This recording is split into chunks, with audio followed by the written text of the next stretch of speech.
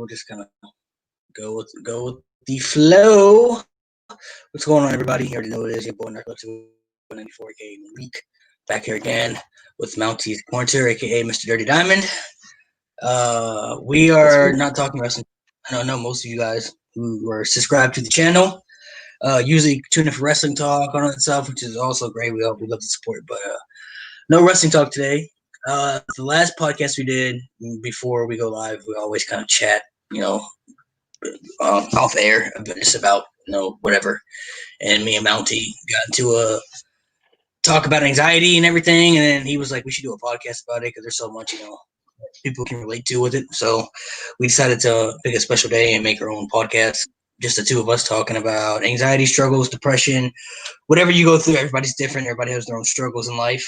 But him and I kind of have the same similarities when it comes to anxiety because we kind of talked about it deeply. And other people can relate to, and we kind of wanted to make a video about it so, people know they're not alone. There are billions of people in the world, and everybody deals with anxiety differently. I've lost people who, had anxiety and taken their own lives, and it's worse than people think it is. Like, people who don't have anxiety can't understand what people think who do have anxiety, because people who have anxiety are always reaching out for help, and people who don't have anxiety don't really understand the mindset or why people feel that way. But it's a mindset control. It controls your mind. It controls your thoughts. It can control your emotions. It can control your personality. It can control your life if you let it. Control your life. That's a big one. Yeah. It could really take away so much from you, and it could really suck your whole life away. And I'm sure, unfortunately, there might have been some people that lost their life. Who knows? Because it's hard. It's really, really tough to deal with. And there, like you said, there's different forms of it, right? There's different forms of anxiety, and some people just kind of talk about it pretty openly these days, which is great. But also I feel like it's kind of a term that's loosely thrown around for obvious reasons. How do I say this without offending anybody? But it's I feel like a lot of people use the term "Oh my God, you're giving me anxiety," or "Oh my God, I have anxiety over this." It's okay, do you really know what it is? You don't really understand how crippling this is. Granted, there are different forms of it, like we said, and there's some that are more serious than others. But I guess that one sort of somewhat bothers me because this shit kept me in my house for a week, and I was scared to go to the grocery store. Right. I was scared to go to my best friend's house. I was scared to go to my own family's. These are places that we should feel safe in life, and for me, that was the worst part, is I felt like I wasn't safe wherever I went.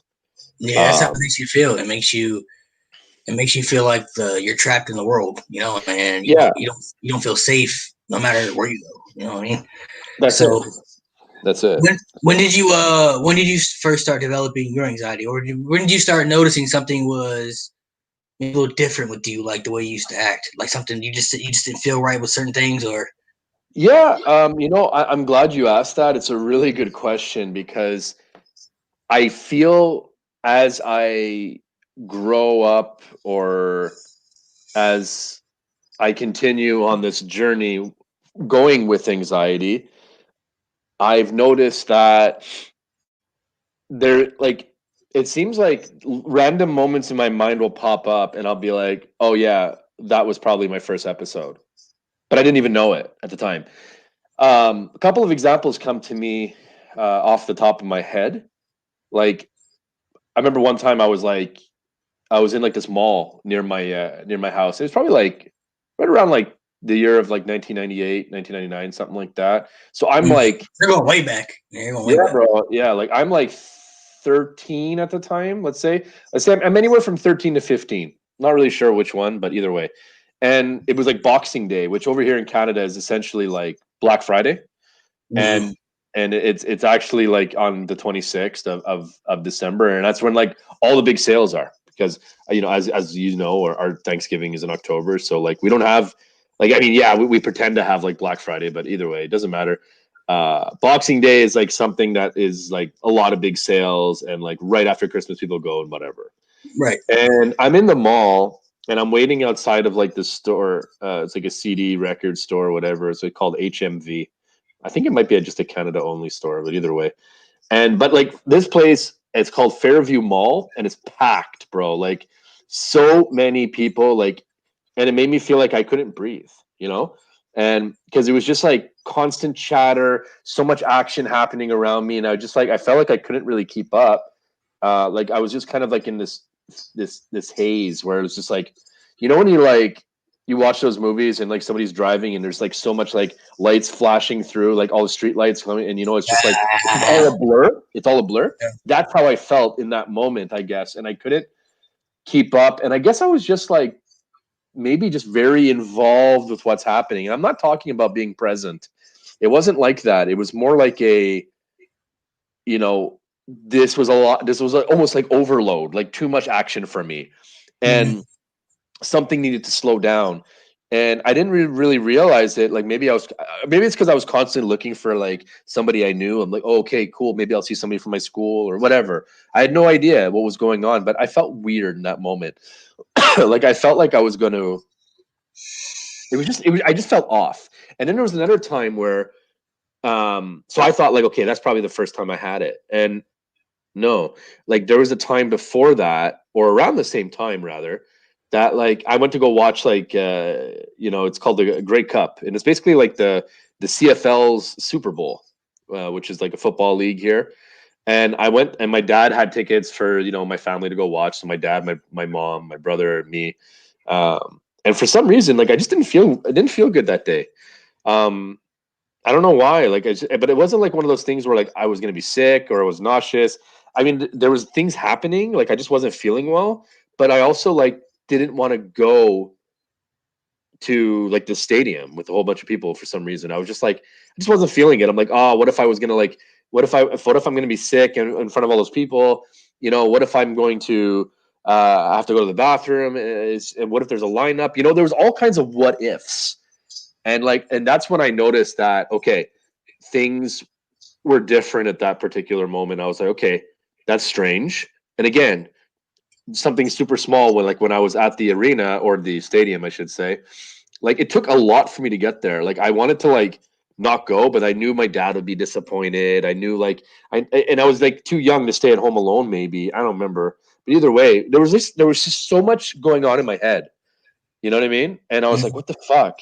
And then I went to the stadium, and I wasn't feeling good for like a while. I remember I was like, oh my God, I can't believe I'm here. I can't believe I'm here. I shouldn't be here. This is probably a bad idea. And all this, like, it's like fireworks, man. Boom, boom, boom, happening in my mind. And I didn't say shit. And then all of a sudden, yeah. And then all of a sudden, like, I remember like I had a bite to eat, and then I just kind of like, and I just like settled down for some reason. And then I told my mom, I remember I was like, okay, she's like, how you doing? Whatever. And I'm like, I'm feeling okay now. I'm feeling better. I don't know. Maybe if it's because I ate something, I feel a little bit better. But really, I think it was just because my anxiety was settling or something. Maybe. I think a lot of people who, What about you? people probably don't know, but I think a lot of people who have anxiety disorders always have little signs as they're younger. You just don't know what it is, because I was like that too. Because when I was a little kid, I'm talking maybe like 6, 7, 8 years old, around there, for some reason, I like the thought of death would always freak me out, and I would like have panic attacks about it. Like thought of dying, like I would think about it, like, damn, bro, like when I'm dead, I'm never coming back to Earth. Like that's Bro, crazy. you know what we were talking? Let me just. I don't mean to cut you off. I just want to, before I forget. Remember last week when we talked about it afterwards, after when we were off the air, we Yeah. we talked a lot. I think we talked about anxiety after the air as well. Obviously, before and after. I think either way, and then we started talking about that. Like, bro, I felt horrible after. Just like having that topic, like I had anxiety the rest of the night. So I had exactly what you're about to talk about. I just wanted to kind of share Yeah. that. It was a tough night. For some reason, I woke up I with it used too. I used to like cry, like I used to like Sure, freak bro. myself out about it for some reason, and I don't know why, but like, excuse me, like I would always like freak out and then like get over it or whatever, and just go back to living normal life like every human being does, right? So that was like really young, but the first time I had a huge panic attack. I never forget. I was 15, and it was just a feeling that like I never had a panic attack before. So like the feeling of the panic attack really freaked me out, and that was, I want to say 2013 around there. And ever since, it's just been here. Like I've always had anxiety. Like I would freak out for reasons that you shouldn't freak out about. So like I would panic because I was afraid of having another panic attack. So that led to a lot of stress on my body.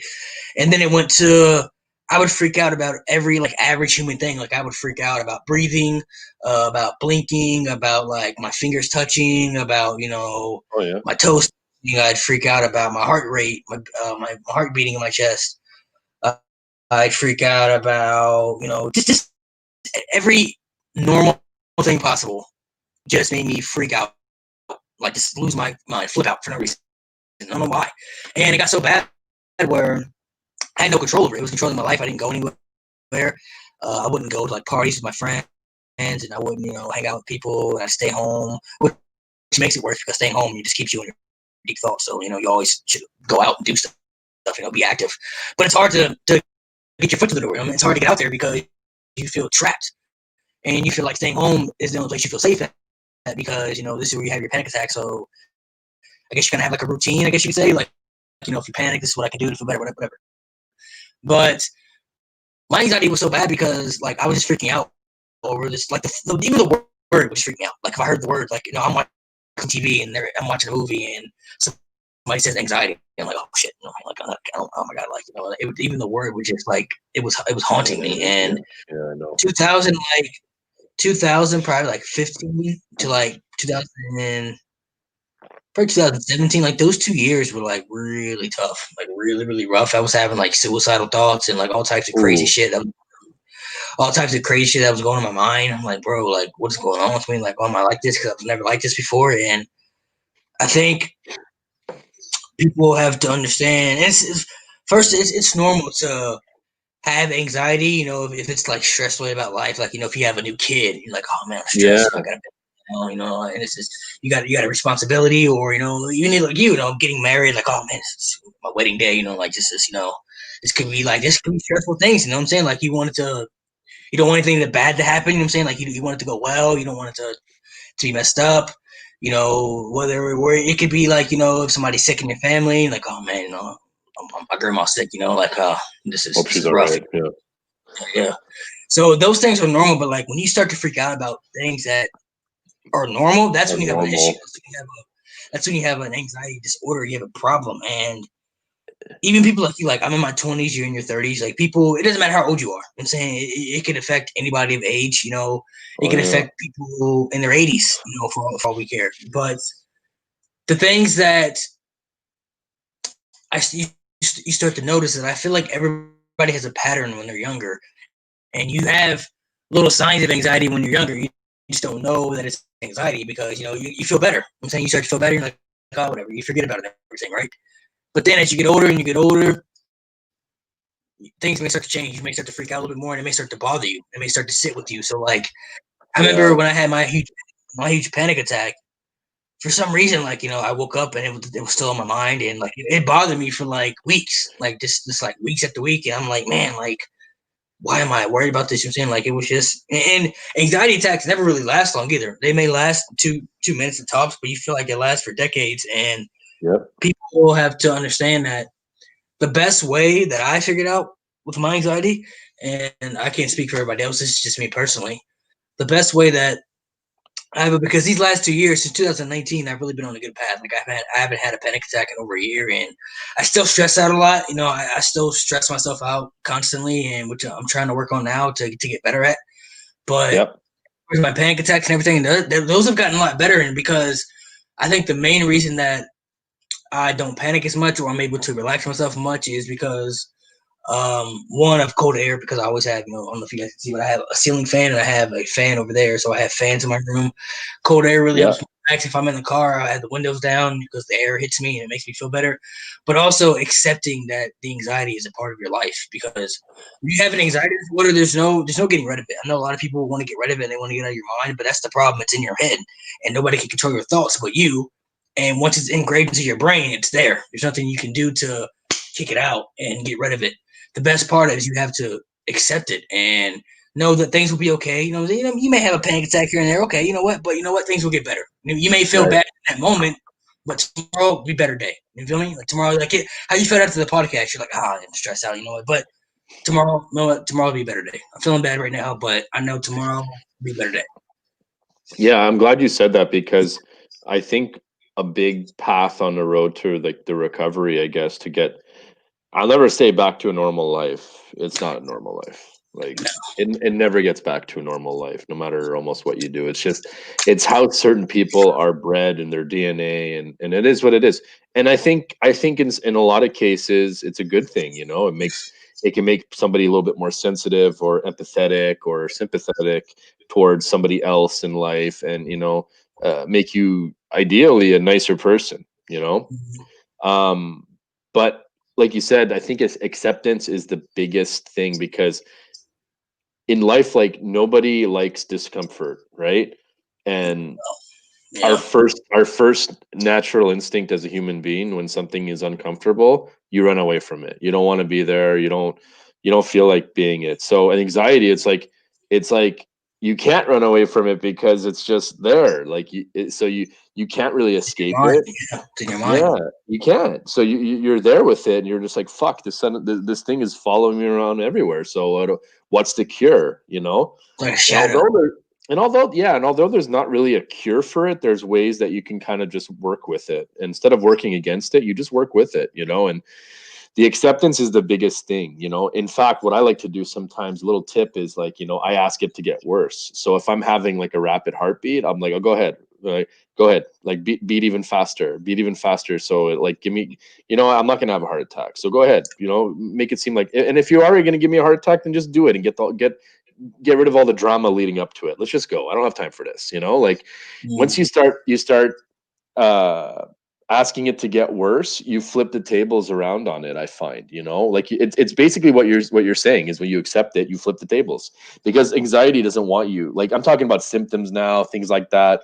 Like when you're like really having a hard time just managing it, like living normal living, being at a table and you're like, oh, I'm freaking out, like, but you don't want to tell people you're freaking out, but you're freaking out inside for absolutely no reason. Sometimes a lot of people think that anxiety stems from something. I do believe that, but I also believe that there's times where it just comes out of nowhere for no fucking reason. Or maybe Yeah.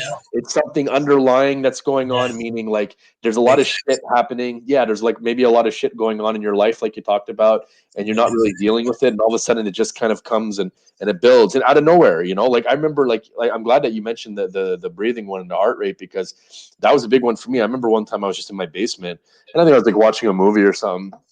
Then I was just like, for whatever reason, like I just started really paying attention to my breath, but not really in a good way, not like a meditation way. It was more like a, and then I was just like, man, like I've done this for so long. Like, what if like something just would stop? Like, what would happen if like all of a sudden like I wasn't breathing properly? Then I got scared of that thought, and then all of a sudden it started to happen because I was panicking. And then I was like, holy shit, what the fuck, what the fuck? And I think I had like a drink in front of me, and I just like chugged it or something like that. And I was like, oh, okay, now I'm good, now I'm good. And I just like I didn't think about it for a long time, you know. But eventually, like this is the kind of thing that you have to sort of just kind of go and accept it, and what you resist persist, and that's a really key one. And another big expression that I've learned over the years is um, get comfortable in your anxious discomfort. In other words, panic attacks are uncomfortable, but they're not dangerous. Nobody has died from a panic attack. My own quote that I've used to this day is I've survived 100% of my panic attacks. It's fucking mind blowing when you think about it. That's a powerful statement, but it doesn't matter because when you're going through it again and you have those emotions and all these things are happening and you can't breathe and your heart's racing and you're sweating and your extremities are getting cold and you feel like you're going to pass out and all these other things are going on, it's hard to remember like that you survived it because you're like, oh, maybe this is the one that I won't survive. But essentially you will, and then that's what keeps you going, getting up in the morning, going forward, and all these things. And I've noticed that, like you said, sometimes you have a bad day, but you just know, okay, tomorrow's going to be a better day. And I've realized that too, going into this was like, you know what? There was times where like my anxiety for whatever reason was bad all day. Just wasn't feeling well. it was just like I just felt like my chest was tight that day. Like I just couldn't like stretch it out. It was kind of like a really tight sweater. You know what I mean? You're just like, oh, I'm just not comfortable and all this kind of stuff. And but I knew I'm like, okay, like how many times does this happen? And then the next day, I woke up feeling like pretty refreshed. Uh, Sometimes sluggish energy, sometimes high energy. It really all depends. But like this is something that really can suck so much energy out of you if you're not careful. And it's just amazing to think that, you know, after all this, you know, you and I are just kind of like chilling here talking about it. Like I couldn't have even fathomed talking about it after my first like major panic attack. I was like, Right, yo, me like, either. I I, didn't want to talk I about it thought anyway. my life was done. I'm not saying it was suicidal. But what I am saying is it was a very sad moment when I came to realize like, wait a second. Like the day after I had my major one, I'm like, I feel different. Like this is like life just feels very scary. And Yeah. and you're like, I'm not like I'm a big dude, bro. Like I'm like so this doesn't matter how big and tough you are and all that shit. Like it doesn't matter. It will come after anybody and everybody, you know. And I think some people they just handle it differently. They'll have like a little bit of a bad episode, they'll have a bad couple of weeks, and then all of a sudden they feel like they're cured. And I love that. Like, because I'm like, I'm not even like, I'm jealous, but at the same time, I'm like, well, that's not my path, and that's okay. You know, so ultimately, I've learned to accept it. Like you said, it's just part of who I am. And the more people that know that I'm like that, I feel like it's better because I can go anywhere now, and they'll know, okay, like it wasn't really easy for him to get here. So, you know, if for whatever reason I'm not feeling well and I want to go, I want to leave, or you know, just and it has nothing to do with the person. It's not personal, but eventually, if I wanted to leave, I know that I have that in my back pocket, that it's all good. This person will understand. It'll be all right. But ultimately, I never have to use that card because I've accepted the fact that, hey, you know what? There's nothing wrong with this. Like I'm allowed to feel like this for whatever reason. And the fact that I tell somebody is huge. You know what I mean? Have you ever like remember we were talking about that? It's like, hey, we're gonna go take that trip next year, right? Or whenever we're gonna take that trip, hopefully next year. You know, fingers crossed. Um, and like I'm not that great with traveling. I'm not super comfortable on a plane. Yeah. I'm not you know. I've never even been on a plane before. Oh wow, okay. So look, I mean, it's not that bad, but it's you know, it's still like you're trapped in a place for you can't go anywhere. You know, Yeah, like my thing is, so I've never been on a plane before. it's tough, bro, I in a wish I way. would. I wish I was able to get on one when I was younger, before my anxiety was bad, just to see how it feels. But I've never been on a plane before because I've always been afraid of them. Like I was like, bro, what if I'm in the air and fucking plane crash? I'm done right there. You feel me? Like that feeling of that. That's probably like one of the worst feelings ever. You know what I mean? Like when I found out that Kobe Bryant passed away. You know what I'm saying? And he died in a helicopter crash and everything. I was like, bro, like imagine what he was thinking in that moment, dude. Oh Like, there's man. nothing you can do. There's nothing you can do in that moment. You're stuck. There's nothing you can do. And No, those moments, I you have to fear for. trust the process. But you can't. You shouldn't let that hold you back from traveling though, because there's so much part of the world you should see. Because my dream place to go to is Japan. Like I've always wanted to go to Japan, right? That's a 17-hour flight. I'm like, holy shit! Like, how am I gonna sit on the plane for 17 hours there? Well, 17 hours for there and back. those I'm like, oh my gosh. kind of flights, normally like they hook you up with like not a bed, but like there's it's a little bit of a different flight, I think. You know what I mean? Like where it's like uh well you would know, don't you work in an airport? Don't they have like Yeah, I you did know, work at. like longer flights so you can stretch out more. It's kind of like you can fall asleep and shit. I could be wrong, but pretty sure. I think those are this and the ones of people who got money, like the big, big time, big money deals. You know what I'm saying? Like private jets or maybe other certain flights because they're different type of airways. You're But right. I 17 think hours, bro. It's I almost a think full day, bro. how did so you're the only one who can relate to this because I'm not married or anything, but Yeah. uh, talk to people about how maybe a spouse can help you or maybe or how did you feel like because you were going through Were you going through anxiety when you met your wife, and like, do you not feel Oh yeah. comfortable dating? Do you not feel comfortable dating her? Like, oh, you know what? I don't know if I'm ready to date yet, and like, I'm not sure. Oh yeah, it was hard. I remember a few. I'm glad you asked that too, because these are really good questions, and probably these are things that they don't come to my mind. So it's good that you asked them. But ideally, what happened was, I was obviously nervous to meet her for the first time. I had to push myself to get there. So Like again, how did you guys meet? Like a Facebook or some like mutual uh, friends? yeah, it was through a mutual friend. I believe it or not, funny enough, I know we're on a wrestling. We both have wrestling channels. I went to my first independent wrestling show, IWS, the home of Sami Zayn and Kevin Owens. Mm. And well, they weren't wrestling at that point. My buddy Trent is a referee, and he was inviting me for like 10 years to go watch him ref, and I'm like, yeah, but it was always a little further. But like, just so happens, and they had this like closer venue. It was like fucking 5 or 10 minutes away from me to drive there, um, and I had a hard time at that point to. So it's actually this might be a little bit of a longer story, but it's worth it because it's all tied into what we're talking about. And they had a venue that was like 5-10 minutes away from me to go see. So I was like, well, I can't say no now. Number one, I don't have any plans. Number two, it's super close. And number three, I kind of wanted to go. I was like, fuck it. Like, I'm gonna go out and that's it. My whole thought was like, I'm gonna go watch wrestling. I love wrestling. So I was going with my buddy Nate, the guy that I do a podcast with for Outside Interference and in Pile Drive Cast. Guy I've been doing shows with since like 2014, 2013. And he said, okay, he says, look, I'll come with you. In fact, he said, I think I might have asked, like, hey, do you think your girlfriend or can give us a ride there? Like kind of like pick us up, drop us off. That way we can have some drinks together and shit. I'm like, I feel like I need to get out. He says, yeah, sure. So I went there, and it was a mutual friend of my wife and me.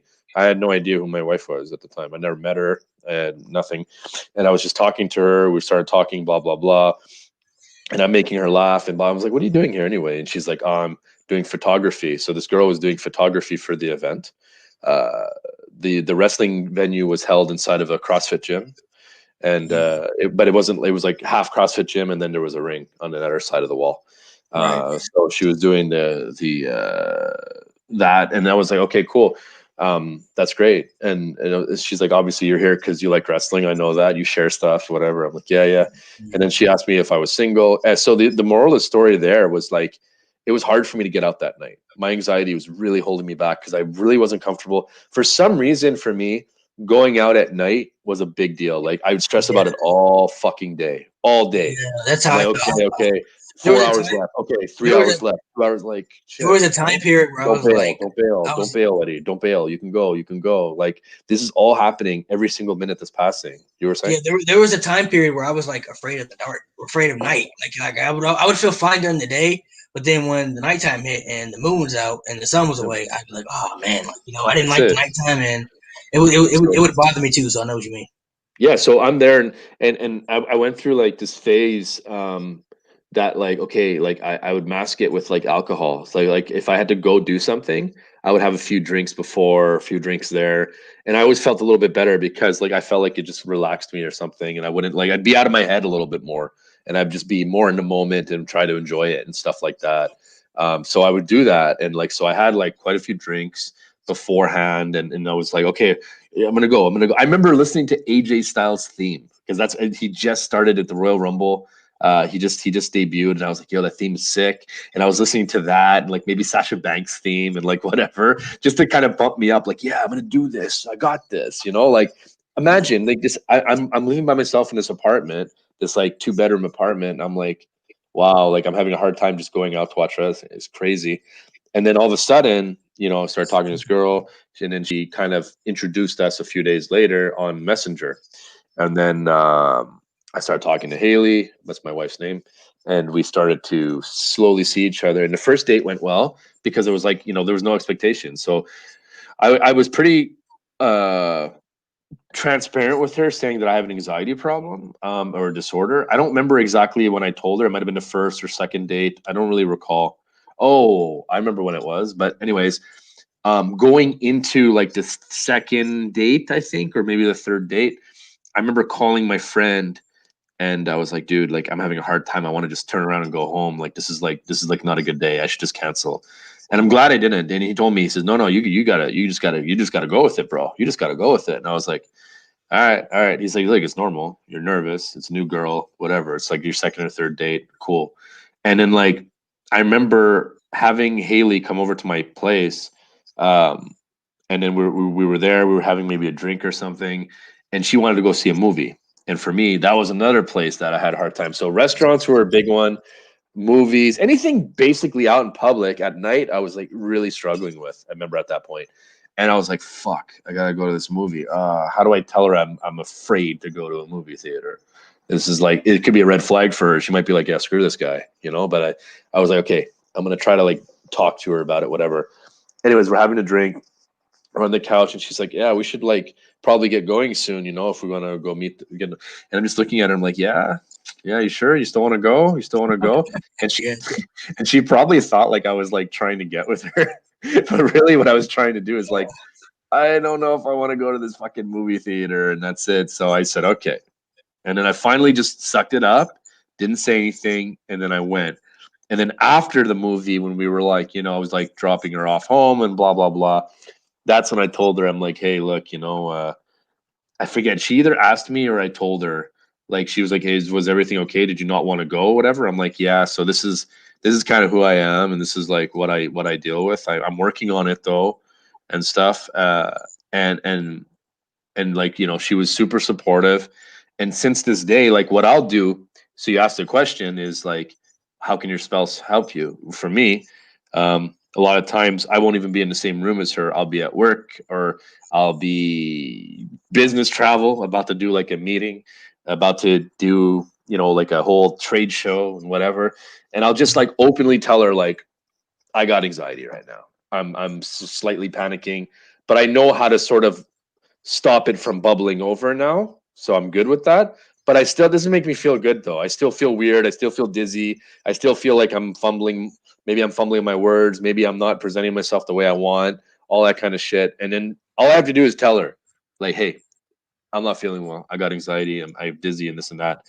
And for some reason, just me saying that, maybe because it links something in my mind that like she always made me feel better. So it's like my little security blanket. And I think if you have a supportive partner that won't hold you down, that will stick with you through those times, I feel like it's important to just communicate that message whenever you're not feeling well. And sometimes I'll do it like almost every day, and she's never gotten like fed up with it or tired of hearing it or like, oh, get over it. Never. So I think she understands that for me, it really hits me differently. And I think the big topic here, Malik, is like everybody kind of deals with it, like you said, differently. And they have different levels of it, right? Like my wife has definitely a form of anxiety, but it's a lot different. It's not like symptoms, man. It's like it's just, you know, worried about a particular event coming up, or like, you know, but Not like she'll always go. She'll always fucking go. You know what I mean? yes, it's you're saying it's not as bad as ours. So you know, it's not to the extreme, you know, where you consistently think about it, or where she may feel better about it too. Another thing is, I'm glad you brought up the movie thing too. So I was like that too. I was always consistently worried about going places. Like, oh, you know, my friends always went to, like, a big place for me was like the club. Like, my friends wanted to go out to the club and, you know, go to the bar and meet girls and all that stuff. And I was like, ah, you know, it sounds in my head. I was like, damn, that sounds like a good time. Like, yeah. And I was always psyching myself up for like, yeah, I'm gonna go. And the day up, I'm like, man, I don't belong there. Like, I can't be there, you know. And I would always feel bad. Sucks. I would always tell myself like I always feel anxious about going, and then after I would go, I had fun. Like, oh, this was a great time. I'm glad I went. It was a great time. You know? It's always that hump of getting out. You know, and getting there. You know, because you always feel that like anticipation, bro. Yeah, you always feel like I shouldn't be there. Like, oh, I don't want to be there. You know, like I shouldn't be there. And then afterwards, it could be a WWE event. Like, oh, they're coming in town. Of course, I love wrestling. Like, I can't go with all those people. And then you go and like, oh, this is great. I'm feeling like I'm glad I Yeah, went. it It was was just, awesome. I met this guy. Next thing yeah. you know, this guy subscribed to my channel. We're talking. Who knows? Like, and I'm glad you brought that up too, because like that's every single time that I've gone somewhere that I wasn't sure I wanted to go to, because of the anxiety that wanted to help hold me back. To like, hey, no, you know what? You're not going to go out anywhere, and you're just going to stay at home, and you're just going to, uh, panic for like hours instead. That's what you're gonna do. But every time I went out and said, fuck it, like, you know what? I would even like joke around with it. I'd be like, come on, anxiety, we're gonna go to the club. We're gonna go to the movie. We're gonna watch a movie together. And I'd picture, like that video with the Brock Lesnar doll. I picture like that I'm there with like the with Yeah, the anxiety, chilling. yeah, Hey, we'll watch a movie together. You know what I mean? And yeah. when you throw some humor in there, sometimes But you it's always such feel a better after. That's the great thing. Like every after, time, every you always time, feel bro. better. Yeah. Like it Every doesn't matter what single you're doing. Like time I every time come you back. go home, you're like, oh man, that was a great night. You know Yeah. what I'm saying? Like whether And, you have and pictures on your and phone, looking at memories, like, oh man, that was a great night. You know, yeah, like that was a good time. You don't think, like, you might think, okay, yeah, it took a little bit to get there, but it was a lot of fun. And one thing also is like when you get home, it's not like you close the door and you're like, oh, thank God it's over. No, it's just like, oh, that was fun. You feel lifted. You feel like, yeah, that was cool. That was cool. I feel all right. You know what I mean? do And you always remember like, okay, so like, I don't know if you're like this, or I don't know if you're wired this way, but I'm definitely wired like this. Do you always remember like the dates or like the certain days you had a panic attack or like anxiety? Because like I remember like something will remind me. So like if I had so like if it was like a hoodie and I know that I would look at that hoodie, I was like, oh man, like I remember I wore that on the 4th of July in 2015, whatever, and I had a panic attack, and I won't wear it anymore. Like I can't wear it. You know what I'm saying? Like it doesn't feel right. You know what I mean? Like I remember it can even be underwear. Like, oh, I remember I had that underwear on that night. Like, you know, that was the underwear I had on when I, you know, freaked out about whatever that was. I don't know if you're like that, but I'm like that, and I'm sure a lot of people are like that too. For some reason, I've noticed that too. Like I always would notice, like there were certain things that would remind me of these days. Whether it be like a picture or a Facebook memory that would pop up, like, you know, a Facebook memory, like I shared something and like, oh, this said February 11th, and I'm like, oh man, like I remember that day. That was a bad day. You know, yeah, yeah, I yeah, was yeah. always like that. Even like, you know, it would be clothing or anything. There was a point, you know, A where song, a movie, a show. even like You know? somebody's house, like, oh, last time I was at that person's house, you know, like I was feeling weird, you know what I mean? Like I didn't like the way I Yeah, felt, anxious, but you have to those are steps that you have to outcome to, that you have to push through, because it only helps you elevate your steps to, it's like climbing a ladder. You know what I mean? Wrestling is like climbing the ladder to get the briefcase. You're climbing the ladder and you're trying to get there, and you know how they always come back down. You have periods of time, and one yeah, thing that I want people to understand, whoever sees this, is that it takes years. It took me years to get to where I am now. It doesn't happen, you know, overnight. It doesn't happen in a couple weeks. yeah, It's not gonna happen in a couple months. It'll take years to take steps to get there, because when you have it in your head, you have to you kind of have to have a new life. You know what I'm saying? Like there are things that will bother you that never used to bother you before that will just bother you now. I'm saying it's just there. yeah, So like for me, I told you about it. Like anytime I feel like I'm gonna get sick, so like for me, that's what my anxiety is usually about now. Anytime I feel anxious or like my stomach's gonna be upset and like, oh man, like I'm gonna throw up or something, that freaks me out. I don't like the feeling of my stomach feeling upset. Whether it could be gas, you know, it could be throwing up, it could be burping or whatever. You know what I'm saying? Like my stomach grumbling or something. I'm like, oh, what was that? What was that feeling? You know, what's going on? You know, right. anytime I throw up or you know, anytime I take a crap or whatever, you know what I'm saying, whatever my stomach's upset for, I always feel better afterwards. Like, oh man, that was nothing. I'm saying, like, because you Yeah, feel it's a lot better. better for Now sure. that's out of your system if you feel better about it. But that's what that's what always bothers me, and it took me a long period of time to get over that, because there are going to be times when you may eat something bad, and of course your stomach's going to be upset because it doesn't digest well or it doesn't go through well. So it took me a long period of time to be able to get past that, and Yeah, now I'm still like that. You know, if my stomach gets upset, it'll bother me. I'm like, oh shit, you know what I'm saying? Like, but I'm able to relax myself, and if I throw up, I know I feel better. Like, oh, you know what? That was it. I'm better now. There's nothing wrong. Nothing wrong with me. yeah, yeah. No, it's exactly, and I think there's different levels of like health anxiety that for me, like to that, it's chest pains. Oh, those ones they're brutal for me because I automatically jump to like, oh my god, I'm having a heart attack. Oh, what the fuck, you know? Because you hear these stories, right? Of like it's like fucking like an athlete, you know, he's like 27, has a heart attack, and he's dead. Like what, you know? And so like, well, look at me. I'm not. I mean, I'm in decent shape, but like I would think that this guy was in better shape than me and whatever. You know what I mean? So your mind automatically tries to figure it all out, but Yeah, switches. so there's different, yeah, and it plays tricks on you, you know. But you know, it was interesting that you said the ladder reference. I thought that was a really good reference, like in wrestling. But one thing I will say is like, you know, obviously we're far from where we want to be, obviously, but we're way further than where we used to be, you know. And that's something that you have to constantly tell yourself, like, and you don't even realize it, like how much of a better recovery system you have, and stuff that you're doing now that you were like, shit, I couldn't do that. Like I couldn't do that 3 or 4 years ago for whatever reason. So like Yeah.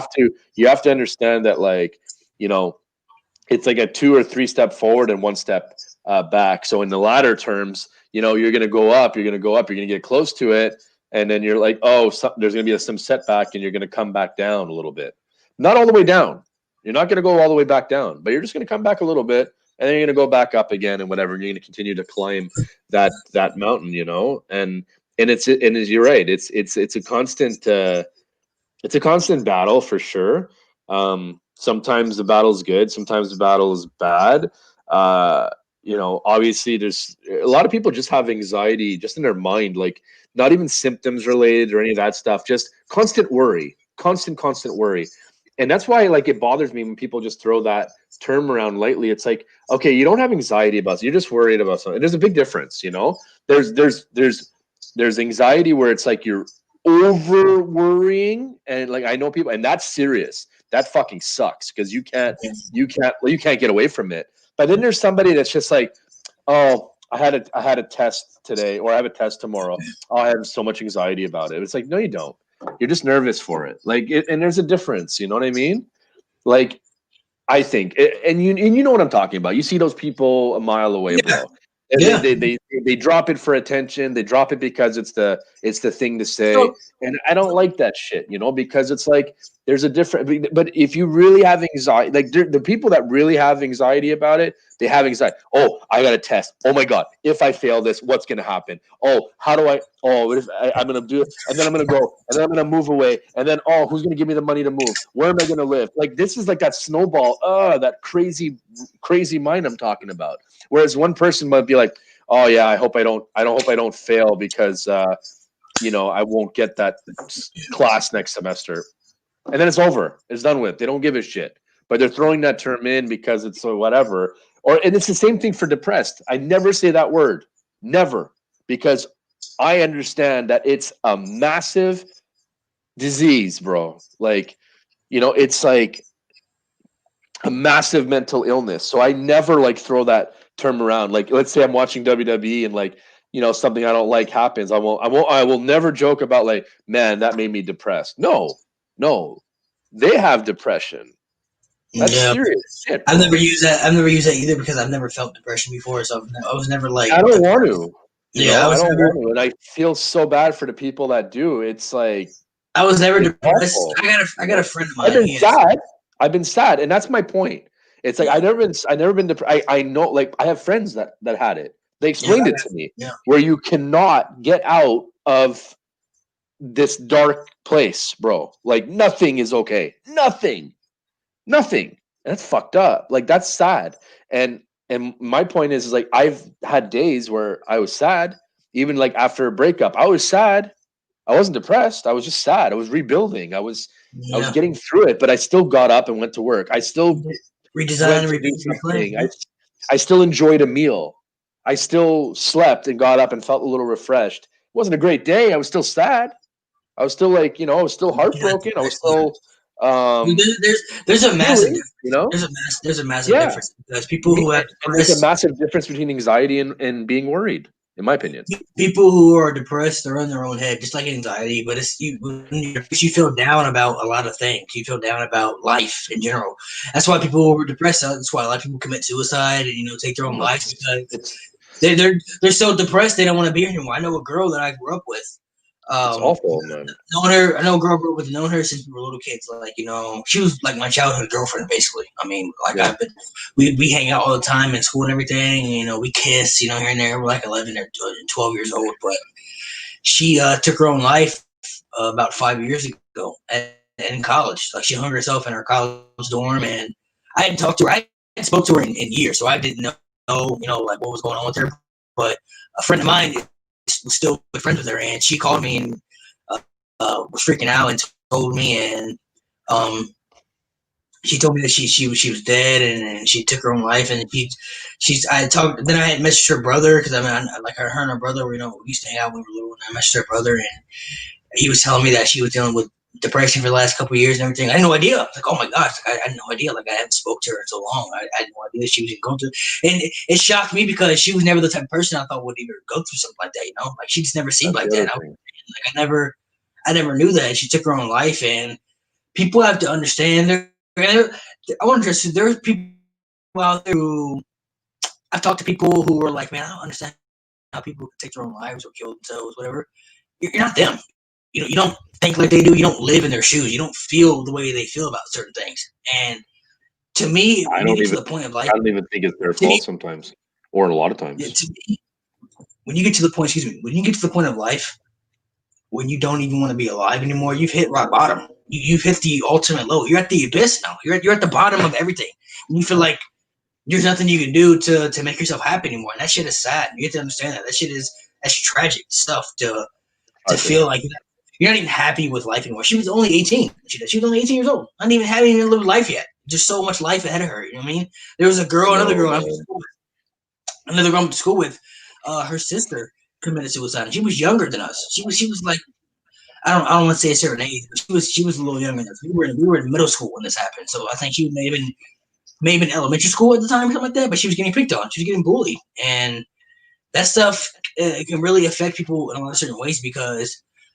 You always see advertisements and stuff like people were getting bullied and stuff like that. And you're always like, because I never really gave a fuck what people thought about me. To me, I never got bullied in school because other people's opinions were irrelevant to me. So if people made fun of me, I'm just like, whatever. Like, it never. That's just me though. It never bothered me. Like, people. That's good. I'm not like that. See, I give a shit what people think. Sometimes it's hard for me to have a YouTube channel because if somebody like says something bad or negative towards me, like unfortunately it fucks with me a bit.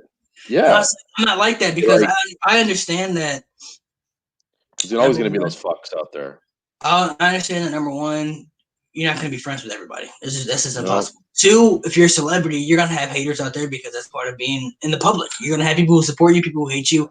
That's just part of how it is. I know. And I'm not a celebrity or anything, but like it never bothered me how people thought about me. Now, people like, like if you're younger in middle school, right, and say like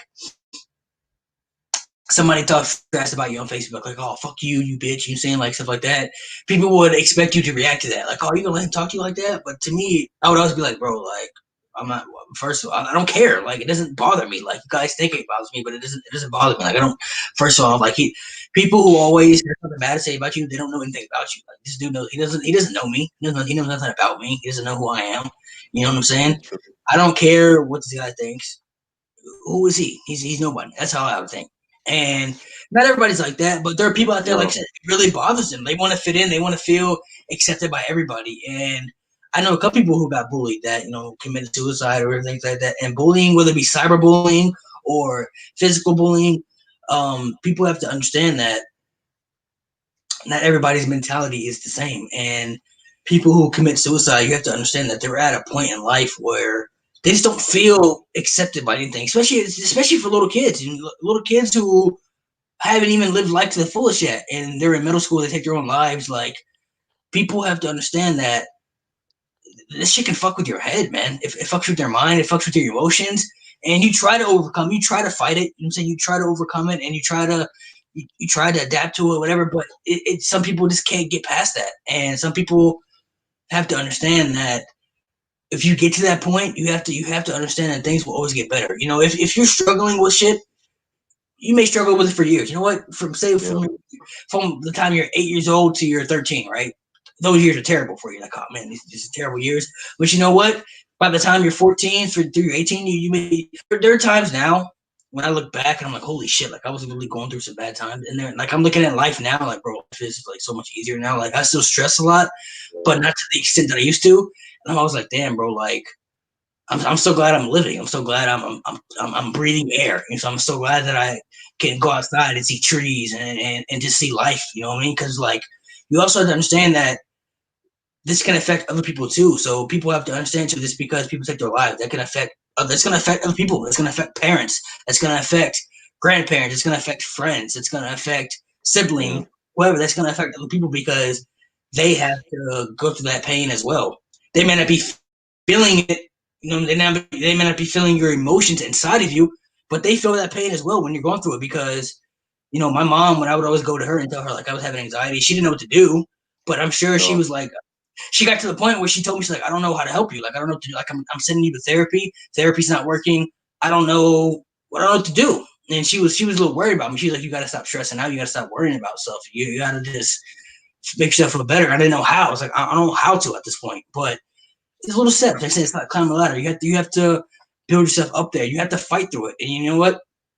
Sometimes when you have a panic attack, let yourself have an attack. You know what? I'm having a panic attack. Yeah. Move with it. Move with it, not against it. Find something. Sometimes when you have an attack, what I want you to do is sit there. Just sit there, but you know what? I'm having a panic attack. You know, so let's just deal with it right now. Let's just do it. Exactly. Panic attack. You know what I'm saying? My heart's racing right now. I feel funny. Okay, it's all right right now, but guarantee you, an hour from now, you'll feel better. Hour from now, you'll feel like, oh man, like I was tripping. I can't believe I was freaking out like that. Sometimes it's like 5 or 10 minutes later, you know. I mean, like there's a lot of different areas where certain symptoms will last longer, you know, and other ones like a panic won't really last more than typically 10 or 15 minutes tops. Like, you know, and you know, obviously you're gonna feel drained after, so you're gonna get those symptoms that come with it. Yeah, it's normal to feel like you just have to take it, man. Like it sucks when you have really bad panic attacks and like you lay down in bed and your muscles are really tight. That makes you feel more uncomfortable because you're like, damn, like what?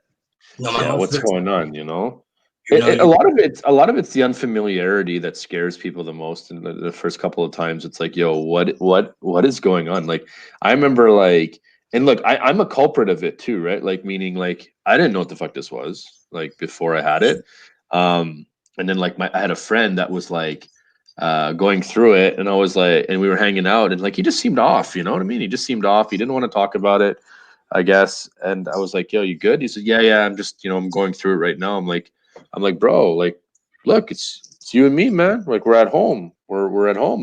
We're having a beer together. Like this is like we've done this so many times. Like everything's cool. You know what I mean? You're safe here. And I didn't understand it. But now I get it too. Like I have the exact same situation the opposite way. That's where I'm like, okay, I'll be like, I might even be with him for all I know, you know? And like the roles will be reversed, you know?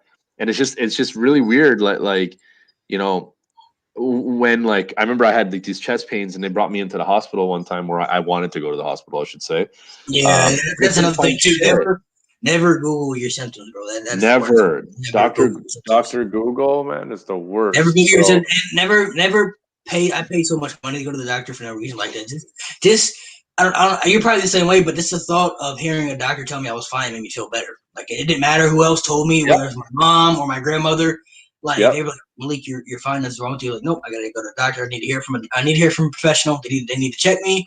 And if they tell me I'm fine, I'm like, oh, okay, I'm fine. And then they'll be like, I told you you're fine. Like nothing wrong with you. Like I had to hear it from a doctor. I'm sorry, like doctor. You hear it. Yeah. I'm with you, and that's what happened, you know, like, and they said, okay, it's probably like I had these chest pains, whatever. They did a blood test. I hung around for a bit. I was in like one of those emergency room beds, and I was just like, what the fuck, like, what's going to happen here? And they come back like, yeah, we couldn't find anything, so I was relieved. I'm like, okay, great, but what the hell was that, you know? And then like, yeah, I don't know. It could be like anxiety about. I'm like, what's this? You know? And then I was like, okay, but I'm like, but I wasn't. I like at least I didn't feel like there was like problems going on. So I was like, what the hell? Like, but obviously there was things going on, and there was other times too where that happened. Like after I had my first major panic attack, like major. You mentioned like, oh, do you think about dates and stuff? I had it on Christmas Day, Oh, 2000. Yeah, bro, 2013. So almost 7 years to the day. Um, and I was like about to sit down at my table with all the family, my mom, my dad, my uncles, my grandmother, like everybody. And all of a sudden I was like, whoa, like I told you on the podcast, I was like, I was hungover. I drank like 3 cups of coffee. I had like no sleep. I ate a little bit. I just was like super dehydrated, and I just got in my head. I'm like, oh well, look, I partied last night. Like the night before, I didn't eat that much too. I remember like so I drank a lot, and I didn't eat that much the night before. I didn't eat that much in the morning, so I was just got in my head like, oh, what if I'm gonna pass out on Christmas? Blah, blah, blah. And then all of a sudden, I started not to feel well, and I was like, oh shit, what's going on? Oh my god, maybe I am gonna pass out. Oh my god, this is happening right now. Am I having a heart attack? Da, da, da. And then like my mom and my girlfriend at the time. It wasn't the one. It wasn't with my wife, but it was the girlfriend I was with at the time. Like, oh, it sounds like you're having like a panic attack or an anxiety attack, and I'm like, no, no. I'm like, this is like the real deal. This is the real deal. You know what I mean? I was like, don't give me that shit. Whatever you're talking about. I swear, that's exactly what I thought of in a moment. Like, don't give me that. I don't know what that is, but that's not this. Okay, that's not this. This is real. I remember it's like I wasn't taking it. It's fucked up. And then like, yeah, sure enough, bias. sure enough, it was that. And I'm like, that was a fucking panic and anxiety attack. They're like, yeah. I'm like, oh my god. I'm like, that was the scariest shit I've ever gone through in my life. And from Yeah, that point on, I never looked at it the same. And it wasn't like, look, obviously it was my fault because I was a little bit naive to it and I didn't really look into it. But I think it's just in general, people think of it as like this wussy thing or like this thing that, oh, like man up, especially guys, like that society, oh, man up, you'll be all get tough. right, Yeah, get like, and it's just like, yeah, but it if doesn't matter you're, who you are, bro. Anxiety will yeah, it'll beat you to your knees, bro. It'll bring you down, well, bro. look at fucking Lars Sullivan, one of the biggest dudes in WWE. Yeah, He suffered with it hardcore, badly, and he was gone for what, like almost a year, you yeah. know? I'm sure you've been like this too. Like I've had it to points where like I just felt like I was gonna break down. Like, bro, I can't take this anymore. Like there are points like Me where too, like man. you're trying to fight through the anxiety and it's building up and you feel like you're just gonna break, you're gonna crack, you're gonna explode. I'm like, bro, like I can't deal with this Oh, shit anymore. Like it's in my head. Like you feel all type of emotions and everything, and it's crazy because he doesn't even know this. He may never see this, but Undertaker was always somebody I would look at like, how does this guy fucking never freak out about or not make it shown about anything? Because you hear so many stories about him getting injured in the ring or the time he got on fire when he was walking down to the ramp and he got fucking engulfed in flames. That moment right there, I'm like, dude, I instantly would walk backstage. I'm like, nope, can't do it. Like I'm not going out there now. Like I fucking got or set on fire. No doing it. The thought of him walking out in front of the crowd, I'm like, bro, how do these people even walk out in front of the I audience? Like, know, there's so man, I know. And you hear these stories imagine where that like, they're giving sorry, go you a ahead. promo and like, oh, I don't want to fuck up this promo. I gotta go out there and cut this promo. Like, oh my god, like what if I go out there and What if mess I it up? fuck Or up? like, Yeah, I know. yeah, it's so much like there's so much that goes into it. And Undertaker was always somebody I looked at who I have the utmost respect for because I have really bad anxiety, and I'm always looking at him like, bro, this guy got set on fire on his way to the ring, still went out there and performed. This guy had his face crushed in the ring, came back with the there's so many things, multiple injuries, so many things. Well, This guy who could have, and I'm sure he had his own. I don't know if he deals with anxiety or not, but I'm sure he had his own in his mind. Like, damn, like I'm pretty fucked up. But I don't think he looked at it the same. He always like, oh, I still gotta go no, out here and do my job. Still gotta go out here and do what I gotta do. You know what I'm no, saying? I'm like, bro, how is this he's a guy? How professional. does I always wish I could think like him. I was like, bro, how does this guy think like that? Like, I wish I could think like him. Like, I wish I had the mentality he had. I wish I was tough, inside of my Yeah, mind as he was, because tough. like Yeah. multiple things. I'll never forget when he got set on fire. Cause I remember like watching that match, excuse me, and him coming to the ring, and he kind of walked out of the ring, found And he ran. Yeah. run to the ring. That's how Undertaker does. But the announcer sold it though. They were like, "Oh, he's in a hurry to get there." I was like, "Oh, well, he's ready to fight, whatever." And the next night on Raw, if you remember, he came out with that makeup on. He had like that weird makeup on his face and everything. I'm like, what's up with the makeup job? Like they did all this terrible makeup. Then I didn't know that. I found out. You saw the footage, and he's literally standing in the fire. Like the fire just coming up right on him. I'm like, holy shit, bro! Like multiple times. Like I thought about how I would feel now. I'm like, holy shit! Like in that moment, I would have lost my mind. I would have lost. I thought I was gonna die right there. Like, that moment would have freaked me out. The same with remember when Cena got his nose shattered in the ring? That moment to me, I would have been like, nope, can't. My nose fucked up. Like I would have freaked out right there. Like holy shit! Like my nose is all fucked up. Like you know what I'm saying? Like I can't believe it. Like I can't breathe out of my nose right now. Like there's so many things. You think so, but I think sometimes we don't give ourselves enough credit, and I'd like to think that you would probably just push through it and just have that adrenaline and just be like. I'm talking about like afterwards, like once you get backstage. Oh yeah, no doubt. Like look for me, like you look in the mirror and see your nose, you're like, what the fuck? Like my nose is all the way over here. Yeah, like, I know for sure. You got like that moment of like a freak out, but like for me, the one that touched me the most about the Undertaker was when he had that concussion from Brock Lesnar and he finished the match and he doesn't even remember it. You would have never noticed it watching the match. You would have noticed it watching the match. Didn't even notice it. I didn't know he was messed up until afterwards they said it. No. I was like, no idea. Like, how does this guy just get up and do things and taking bumps and like it's hard enough to do that when you have your head on straight. Like, I mean, you've been in the ring, so it's like in front of all those people and everything. That the guy was just that mentally tough or whatever, and it's like wow. Not even him too. I want to give respect to all the wrestlers too because like I've seen Triple H when he tore his fucking quad in the ring and he's gonna wrestle another 15-20 minutes with that quad torn. I'm like, bro, like Cena with the neck, you know what I'm saying? Broke his neck in the ring, or whether it be Mick Foley got thrown off the fucking cage and chokes him into the cell. Like, can you imagine how his body probably felt like afterwards? Like, dude, think about that. Like, look how big that fall was, right? It's like like if you grew up, as a kid and everything. You go in the park and you're on the monkey bars and you fall back, and you fall and you fall like what, fucking 6 feet in the air, and you fall on your back and you're like, oh, you're winded. This guy fell like high, like feet, yeah. Buddy, like. That's serious, and he was like way heavier than us. It's like, oh, like just that thought alone. Like I feel that, you know what I mean? Like when I watch stuff, like, and this is all like tied into anxiety. It's like I feel things, man. Like when I see something, like if I see a guy like some video or whatever, he's like going down and he's on a motorcycle and he falls and he gets like that, he gets like he scrapes up everything. I feel that shit, man. I'm like, oh, you know what I mean? Like I feel like I'm in, like it curdles my blood. You know what I mean? And there's two types in this. Two types. I talked about this to you. There's two types of people in this world, right? There's some people that will just like, watch, let's say, a Grey's Anatomy, let's say, and like the guy will have like a pole through his stomach or some shit like that, and you're like, oh my god, what the fuck? And he's still alive, but he has to like remain calm and shit. You know what I'm saying? And there's people like guys like you and me would probably watch that. We're like, what the fuck? Oh, that's just what the hell. Oh my god, what would I do in that situation? What the fuck? And then there's other people just watching it like, yeah, that's pretty fucked up. Yeah, that's pretty gross. And then that's it. It's over. You know what I mean? Another thing that freaks me out, or I've thought about, I don't know if you ever seen this, but you ever seen the thing called 69 Days at Sea. And there was a dude who was trapped in the ocean for 69 days. Completely trapped. Like it was trapped in the ocean. He was on a raft and he was trapped in the ocean for 69 days. And it's kind of like I remember watching it.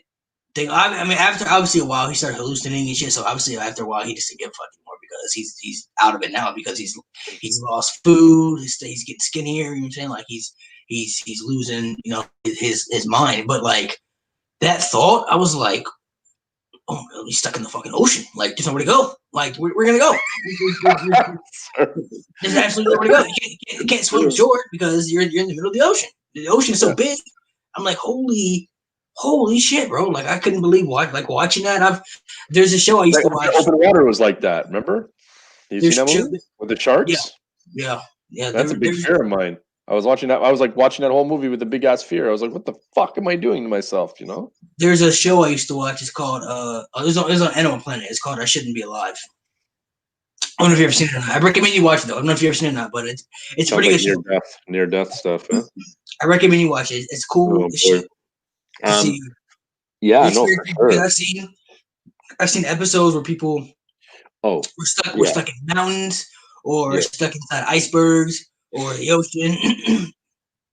I see another one. This dude was lost in the fucking jungle. Lost What in the about jungle. the? Oh, bro, that's serious. What about the 187 hours? You ever seen that one? Where he gets tracked in the Grand Canyon? The Grand Canyon, yes. When it's you talking about when his When rock, the rock gets, yes. And he had to bro. fucking get rid of his. Really, Oh man, that was like rough. thinking about that right now gives me goosebumps, man. I'm like, oh my god, I can't move, no water, nobody can hear me. Like, And that's a tough decision. like Like that your was a fucking tough. arm is stuck. Your arm is stuck in this boulder basically. So Yeah, it's like, what am I gonna do? I'm like, that's it. how am I gonna get out of this? And you feel like, how am I going to how Nobody's am I gonna gonna? come check on me, you know. There Like, was one that was yeah, really. true. That was a true story, man. Yeah, that's a real story too. Those are the ones that freaked True me out the fucking most. I was like, story, bro. oh my god. Yeah, the ones There that are was like, one. yo, yeah.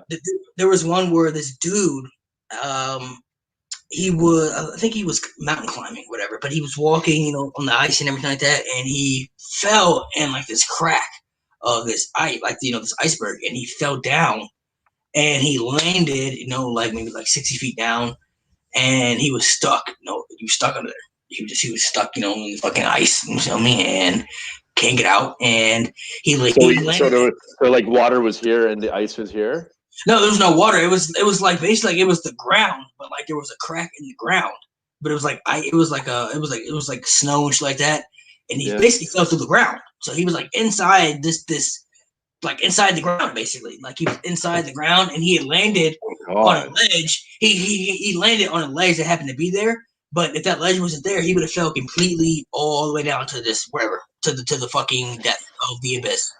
And he was stuck in there and he's trying to climb back up. He's trying to climb back up with his ice pick shit like that. And of course, something breaks and he's stuck there. He's like, oh my god, like I'm stuck here. And eventually he ends up climbing out. But I don't think he maybe down there for a couple hours or maybe like a couple of days or something like that. But like the thought of that would have been like, bro, he's stuck. Like nobody can hear you. Nobody can hear you scream for help. And like it's crazy, bro. I think that like like stuff like that. Like for me, it's like, in watching all this shit, like some of the fear factor things they used to do and stuff like that, like not cool, not okay.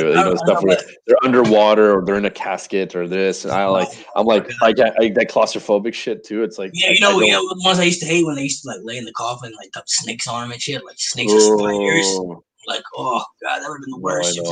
The only animal that I'm really, I don't want to say terrified of, but the only animal that really creeps me out is snakes, bro. I don't know something about snakes, man. I don't know what it is. Well, they're very erratic. So they're here and then all of a sudden they're here. Like they freak me out. I'm like, bro, I'm like snakes. You know where the fuck their heads at? They're fucking evil. Like, I don't know what it is about snakes, bro. Like that just fucking they freak me out, especially the big ones, like the big fucking massive ones. I'm like, sometimes you think. Sometimes I don't know about you, but I'm very big into history. But like when I watch history stuff about like animals that used to be in the past, I'm like, yeah. Look how big that motherfucker was. Like that was a thing. That was a fucking actual thing that lived here, like a megalodon like or like a fucking Tyrannosaurus Rex. You know, I'm like, bro, that was a fucking thing. Like that was an actual. Yeah.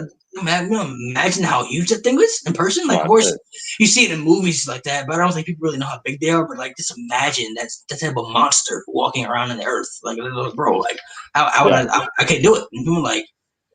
And there was also like these, like, have you ever heard of these like they're like these Halloween like haunted houses, but they're really like torture chambers.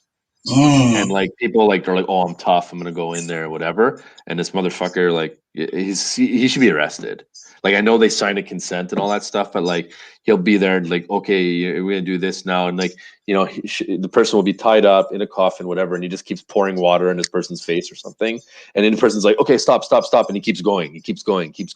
It's like, what the fuck, man? Like I couldn't even watch the whole video. I saw it like, I don't know, somebody shared it or I saw it on YouTube, I forget, but it was like super graphic, man, and I was like, that's not okay. Like that shit's not okay. So yeah, like but like some people will just watch it and be like, okay, that's pretty fucked up, and like, and then just move on. Like, I'll like, I have a hard time sometimes watching like new shows because I don't know what's coming, and it could be like something that sort of like traumatizing, uh, like certain deaths. I'll get really attached to characters; they'll die, and I'll be like, Right. Yeah, of course, like I'm Yeah, like, what the fuck, that's it's almost like a loss. Like it's great. Like you ever seen Game of Thrones? of course, yeah, of course. Okay, you remember like there was one like death in particular that really fucked me up, and I was kind of like attached to him because he was in Narcos. He was like the cop in Narcos for the first season, and he was like this. I forget his name, O'Byrne, I forget, and he was like this guy that his sister got raped and killed by the Mountain, and do you remember that fight? Like he had him and everything was going well, and then all of a Yep. sudden, like he fucking tripped him and he pushed him over and he knocked his teeth out and then he fucking crushed his head. I was like, what the fuck? Like I felt that shit for some reason. I was like, yo, that's like people watch that shit like, oh man, that was a pretty gruesome death, and I'm just like, yeah, and I'm like, that was like really bad, like it really screwed me up or something. Have you ever watched the movie Saws, like Saw movies and shit like that, like the Saw 1, Saw 2? Yeah, Those I couldn't watch past the third one. Yeah, I was like, those are like hard to watch, bro. Like they're so gruesome because I'm like, bro, like when I'm watching, I'm always picturing myself, like, bro, what if I was fucking trapped in this thing and I had to cut my eye open to get this key to unlock this thing around my neck that could crush my skull. Like I'm like, bro, yeah. like No, but like they're having trouble people always breathing, and I'm say having trouble breathing watching it. people I'm having always trouble. say like what bothers me. People always say like in those moments, like, oh, I would have cut my eye open. Like, bro, like in that moment, bro, like you're not, no, like you have to like really think about that. Like, imagine like the dude, like you have to cut your eye open to get the key inside your head and unlock. You're like, what? What do you mean I cut my eye out? Like, I don't want to cut my eye. Yeah. I'm not doing that. It's It's easier. It's easier to say, like, in that oh moment. yeah, I definitely would have done that, like, bro. yeah, In that sure you would. moment, Yeah, in and that then they're in that. They're like, no, I'm not doing it. And say it's the same with money. People are always like, I was like, bro, if somebody offered you $1 million to go knock out that person across that old lady across the street, like, oh, I wouldn't do that. But like, if that $1 million in front of your face, and like, here, this is yours right here, $1 million right here. All you gotta do is go across the street and punch that lady in the face. You're gonna be like, okay, well sure, yeah, it's $1 million right there. What do you mean? Like, it's in those moments, bro. It's like when I watch those movies, I'm like, bro, like, just to thinking about being trapped in there in something like that and trying to get out or having to overcome like, oh, you got to cut off your arm to get to the next. I'm like, I don't want to fucking cut up my arm. Like, what do you mean I cut my arm off? Like, how do I do that? Like, how do I even? What did I? Yeah, no, and what the fuck am I going to do after that? How am I going to put it? How am I going to like stop the bleeding? Like, what if I screw it up? Like, like no. I know what you mean. Like, and I remember watching that movie the first time, and I was like, okay, like, I thought it was an interesting concept for a horror movie because like I was still okay with like watching horror movies at that point. I think it was like 2004, something like that. 2004, something like that. Yeah, so I watched it and I was like, okay, cool. Like, and I just watched it for what it was, and then all of a sudden I watched the second one, and I started to feel a little bit different about it. I was like, oh, wait a second. Like, I started, yeah, and I started to put myself in their situations, and I was like, and then I watched the third one, and I was like, okay, I'm done. I can't do this anymore, and I don't think I'll ever watch the rest of them. I can't, and it sucks because I've seen so many horror movies and all that stuff, but that I can't do. Like that will make me a fucking mess the whole day, and it might do some permanent damage, unfortunately. So, like and this is the thing, right? Like it's cool that we're talking about like this, and it's not like we're going off topic. This is actually 100% on topic, right? Because it affects people in so many different avenues and hobbies and interests and stuff. And like, I used to like watch like new movies, shows all the time, and now I do, but it depends. And now I'm selective a little bit more with what I watch. I won't just watch Saw because everybody else has seen it. I'll be like, no, fuck that. Bro, I'm the same way. Okay, so now I'm thinking about it now. This is also a form of anxiety that I had when I was younger, bro. So when I was younger, bro, for some reason the fucking Child's Play, the doll Chucky, freaked me out, bro. It used to fucking freak me out. I used to have nightmares about this guy. Still to this day, I will not watch doll movies. I don't want it. I've never seen Annabelle. I won't watch it.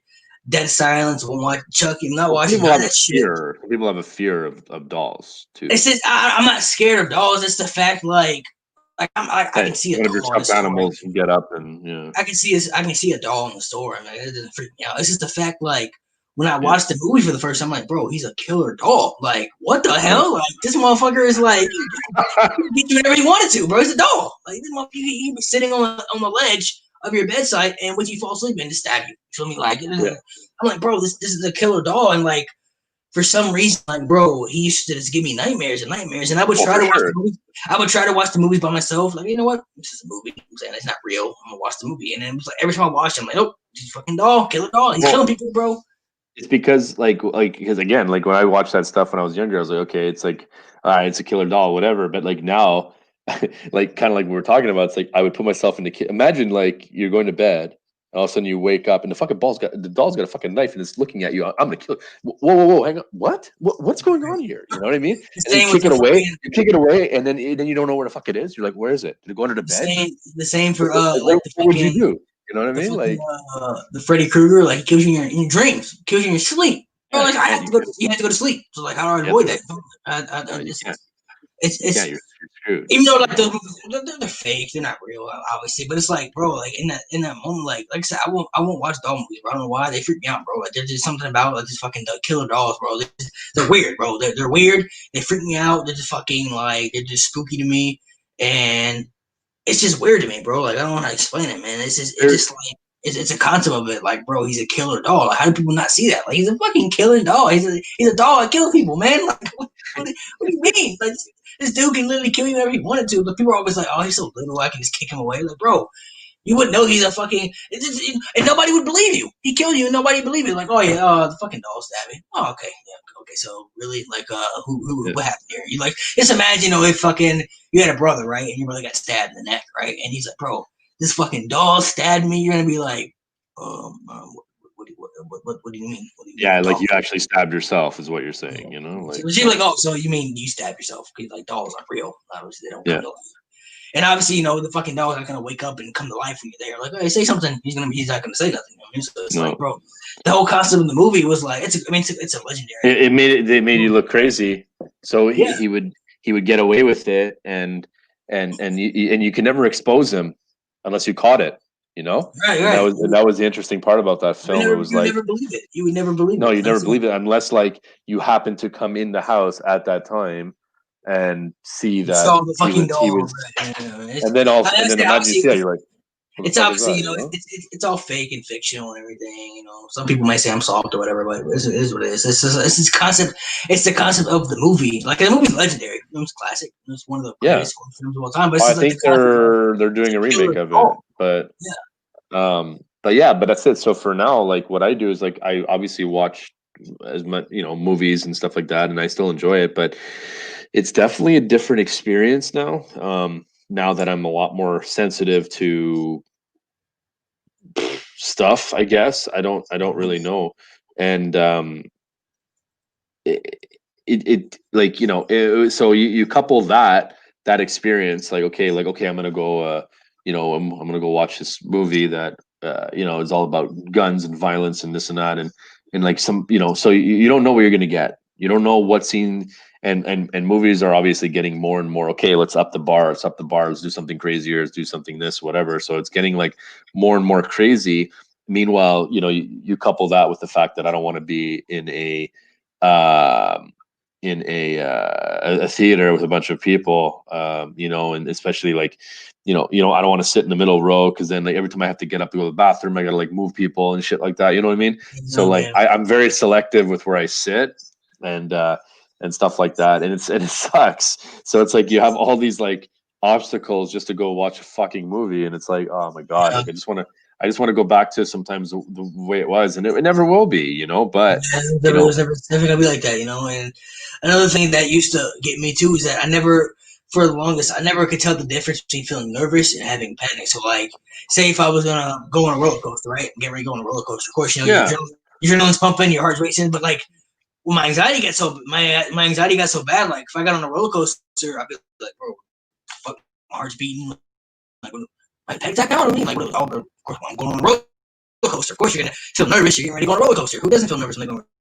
It's an adrenaline thing. But I never could tell the difference. And sometimes, even till now, I still can't tell the difference. Sometimes now, I'm like, am I freaking out? Am I not freaking out? Am I okay? Okay, I'm okay. There's nothing wrong with me. So sometimes there's different levels to it. It messes with your head. Like I said, things will never go back to normal. Like I always look back at things, that's why I always love to go back and watch some of the old stuff on the WWE Network, like some of the stuff I grew up on, like the Ruthless Aggression era stuff, like 2005, 2004, 2005, 2006, around there, because I'm always watching stuff for like just the happy times of my life. Like I was so excited for these times. Like I never were like you know what I'm saying? Like life was so simple. Life is so good.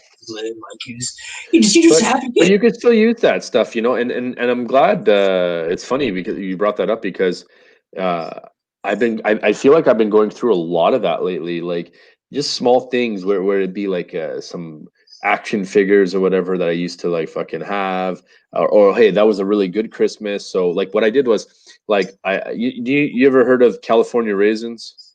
No. There was these little raisins. I don't like raisins. I don't eat raisins. No. Okay. You mean you talking about like the raisins you eat, like the raisins you eat and shit? Yeah. But these guys, like they had like legs and arms and stuff, and they would sing. Oh, they had like sunglasses on. They would do like soul, man, like soul music and jazz and shit. California Raisins, and they had this Christmas episode, bro. And for some reason, like I really wanted these figures, and my parents got them for me, and I was like, oh my god, it's amazing. So like for me, it was like good times. So it just so happens, Christmas was the first time I had my panic attack. So I went out and I got like on eBay these little California Raisin things, whatever. And I was like, yeah, I'm gonna put them near the tree, man. I'm gonna have like good times, like just constant reminders of good things. So it's cool that you brought that up because I think it's important. Like if you constantly fill your mind with like happy memories, your brain goes there because that's what panic and anxiety does, right? And it starts off with, okay, I don't want to go to this restaurant because I had a panic attack there, like you talked about before. Not the restaurant, but you said, okay, that house that house that I went to with my friend. Oh, that wasn't a good time. Or that time with my sweater. Oh, I don't like that sweater. I can't wear it anymore. This and that. So like, it's all about like kind of creating that new memories and new, things that can link your mind with a good thing. Because that's what anxiety does. It takes away so much from you without you realizing it. Like it's like, okay, it starts off in a restaurant. Okay. And now all of a sudden, okay, I don't want to, I can't go to a wrestling event. It happened there. Oh, and now I can't go to a Lakers game. It happened there. And oh, it happened at my parents' family dinner. What the hell? And now that's happening at work. It's happening at school. It's happening everywhere. And now I'm at home. Okay, no, I'm at home. I'm safe, right? Nope, right. Not safe there either. Now you're like, shit. Now where can I go? And that's the problem with it is like you can't run away from it, man. You have to just face it. There's one of the things where it says like the doctor will tell you like, if you had a panic attack in a mall, bring yourself to a mall and expect it to happen. Like almost like do a countdown, like go inside and be like, okay, count to 10. Here you go. And I know it's going to go. I know it's going to happen as soon as I go through the doors. I know it's going to happen. Like go there with that mentality. Like, you expect it and you accept it, and then you're not going to have one. It's the craziest thing. So it's like, it's almost like if you don't fight it, you just kind of go with it and bring it with you and say, look, this is how it is. Kind of like you said at the beginning, like, this is just who I am and I accept it and whatever. And it won't come because what also helps me too is I like to go back and watch. For some reason, I like to go back and watch old stuff that I grew up on, where they'd be like 90s shows, like Fresh Prince, something like that. Friends, or anything like that. Stuff like that, or even like like Christmas is coming around. Like I love Christmas, so I'll go back and watch every year on Christmas, bro. There's two movies that I watch every year. That are my two favorite Christmas movies that I watch every year around this time: Home Alone and Jim Carrey's The Grinch. Like, those two movies are like my all-time favorites. I watch them every year, and I never get tired of it. Like for some reason, I watch it, and I've seen it a million times. But man, it's a great movie. Of course. A lot of people watch Home Alone and stuff too. Like for me, it's like Frosty the Snowman and Rudolph the Red-Nosed Reindeer, like the clay figurines one. I even bought the figurines too. So I went and got like all these things that kind of make me happy. But when I didn't even realize what I was doing is I was creating like happier memories of being at Christmas. To be honest, I didn't really think about it up until now. That's when I had my first massive panic attack. So I guess what I'm trying to tell people watching this is like, you'll get to a point where like a certain trigger won't be a trigger anymore. You know, like I can go to a restaurant now, no problem almost. I'll have my bad days, sure, and I'll have bad moments, okay, but like I'll go back and I will go and it'll be a better experience. Like there was a time where I didn't do any of these things. I didn't go to arenas, I didn't go to restaurants, I didn't go to people's birthday parties. Fuck, I didn't even want to throw my own birthday party. Like there was so many things that I said no to for that period of like 2 years, and I was like, fuck. There was another time. I had an opportunity to meet Hulk Hogan, and I said no, bro. Oh that's wow, dude, that's fucked up, man. When I was peak. That's how you know it affects you big, because it got to the point too. I'll even say this. It got to the point too where like my anxiety was so bad where I was talking to a girl once, and obviously things were picking up, and like we're gonna do things sexual and everything. But like it got to my anxiety was so bad, like I was starting to freak myself out. Like, oh my god, like I can't do this. You know, from like it would like I would be nervous. Like I'd be sitting next to her, you know, because you're laying there in the bed, and of course your things getting. But like my heart would be racing, and she's like, "Are you all right? Like is everything all right?" I'm like in my head, I'm like, "Bro, like I'm fine. Like I've done this before, and anything. Like I'm not a rookie or anything like that." But it's like your anxiety gets so bad, like. When you feel, like I said, when you feel nervous, you don't know whether you feel nervous or whether you're having panic attacks. So, like, of course, you're gonna get nervous, but it's a good kind of nervous. You know, it's a good kind of nervous. But you just can't tell, because now I'm to the point where, like, she was like, are you all right? Are you feeling better? Are you feeling all right? I'm like, yeah, I'm fine. And she was like, of course, her head's laying on my chest so she can feel my heart rate. Like she can see my heart's beating crazy. She's like, bro, like, what's the matter with you? Like. Yeah. I'm like, I don't know. Like, I don't feel comfortable. I don't feel comfortable right now. Like, I should feel comfortable with you, but I don't feel comfortable. I don't know. I'm trying to, I'm trying to get it out of my mind, get it out of my headset. You know what I'm saying? But I just don't feel comfortable right now. And the difference is, like, you have like a supportive wife and everything, but like to her, like that was like a red flag to her. Like I was like, oh, like he doesn't feel comfortable around me. Like you should feel comfortable. Why don't you feel comfortable around me? I was like, bro, it's just like. I just couldn't tell whether I was like, obviously I was nervous, but like I at that time, like I was going through my really bad anxiety phases, and I was like, bro, like this is gonna lead to a panic attack. I can't feel like this. You know what I'm saying? I can't do it in somebody else's house too. Like somebody else's house. Like it's not my house. I can't. Just go to my comfort zone and not nobody else's house. It's bad, man. So the thing is that people you have to push through your anxiety. Whatever makes you feel uncomfortable, do it. Go towards it. Yeah, go towards it. If you, it won't be as bad. If you're scared of dogs, if you're scared of dogs, you know what I'm saying, and say you have a friend that has a dog, you know what? Go to his house and pet the dog. Go to the house and pet the dog, and just to do it. Push yourself. If you're, if you want to travel places and you're scared of planes, you know what? If you want to travel to Hawaii. You know what I'm saying? And you can't drive to Hawaii, you have to fly there. You know what? If you can afford it. Start small though, Do it, yeah, like small little spots. Like a fucking 45-minute plane ride. Who cares? Yeah, if you live in Arizona and you want to go to California, you know what? If you've been to California many times, you know what? I'm gonna fly to California this time. It's like an hour, or whatever. I'm gonna fly to California. I've been to California. I can fly to California in 6 hours. You know what? I'm gonna fly this time. I'm gonna fly there. Yeah. Just see smarter, small. That way, it can help build you up, because you always have to push your things to let it get better. That's why you have to say, that's what we're telling you. When you have your anxiety, accept it. You know what I'm saying? If you have a panic attack, you know what? I'm having a panic attack right now. For another thing they used to give me too is that when I used to eat a lot of food, so like I said I don't like being sick or anything.